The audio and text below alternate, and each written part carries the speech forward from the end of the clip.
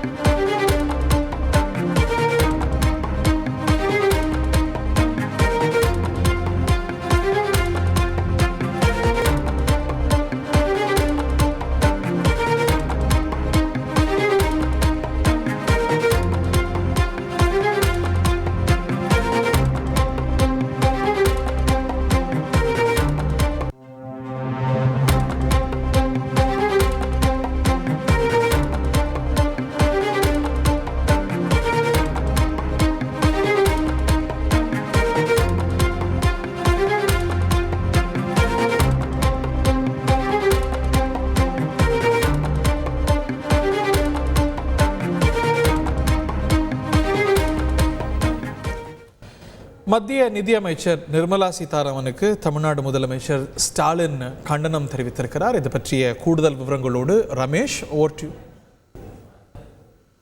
வணக்கம்.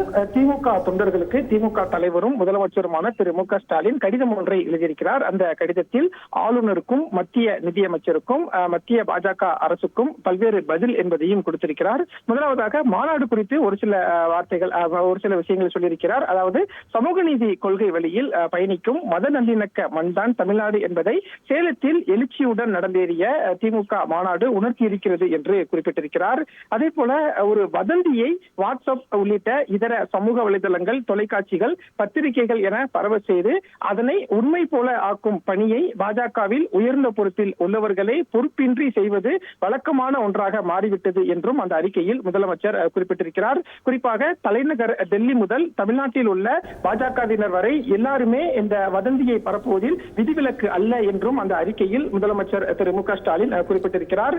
மேலும் அரசியல் சட்டத்தையே மதிக்காத போக்குடன் நடந்து கொள்ளும் பாஜகவின் உயர்ந்த பொறுப்பில் உள்ளவர்களும் பாஜகவால் உயர்ந்த பொறுப்பை பெற்றவர்களும் தொடர்ந்து வதந்தி பரப்பும் வாட்ஸ்அப் யூனிவர்சிட்டிகளாகவே செயல்பட்டுக் கொண்டிருக்கிறார்கள் என்றும் முதலமைச்சர் திரு மு க ஸ்டாலின் அந்த அறிக்கையில் சுட்டிக்காட்டியிருக்கிறார்.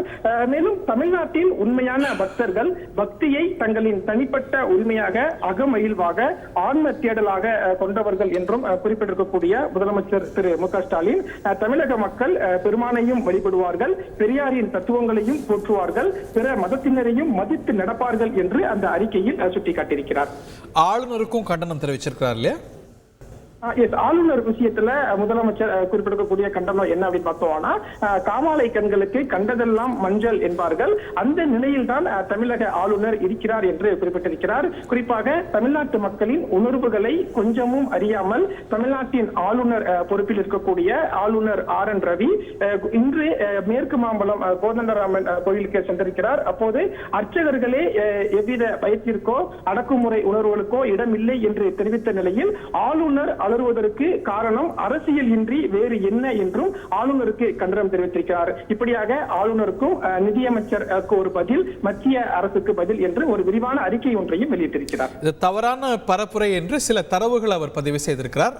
என்னென்ன சொல்லியிருக்கிறார்? நிச்சயமாக அந்த அறிக்கையில அவர் சொல்லியிருக்கக்கூடிய விஷயம் என்ன அப்படின்னா, ஒரு வதந்திய வாட்ஸ்அப் உள்ளிட்ட இதர சமூக வலைதளங்கள், தொலைக்காட்சிகள், பத்திரிகைகள் உள்ளிட்டவற்றையில பரப்புறாங்க. ஆனா அது எதுவுமே உண்மை இல்லை அப்படின்னு சொல்லியிருக்கிறார். தமிழ்நாடு மட்டும் அல்லாம டெல்லி தொடங்கி எல்லா மாநிலங்களிலுமே பாஜகவினர் வதந்திகளை பரப்பி வருகிறார்கள். அந்த வதந்தியை பரப்புற விஷயத்துல தமிழ்நாடும் விதிவிலக்கு அல்ல என்றும் ஆளுநர் முதலமைச்சர் திரு மு க ஸ்டாலின் அந்த அறிக்கையில் சுட்டிக்காட்டியிருக்கிறார். நன்றி Ramesh, thank you very much. Lemon leaf creation தயாரிப்பில் நீலம் புரொடக்ஷன்ஸ், பாரஞ்சித் வழங்கும் அசோக் செல்வன், சாந்தனு நடிக்கும் ப்ளூ ஸ்டார் ஜனவரி 25 முதல் திரையரங்குகளில்.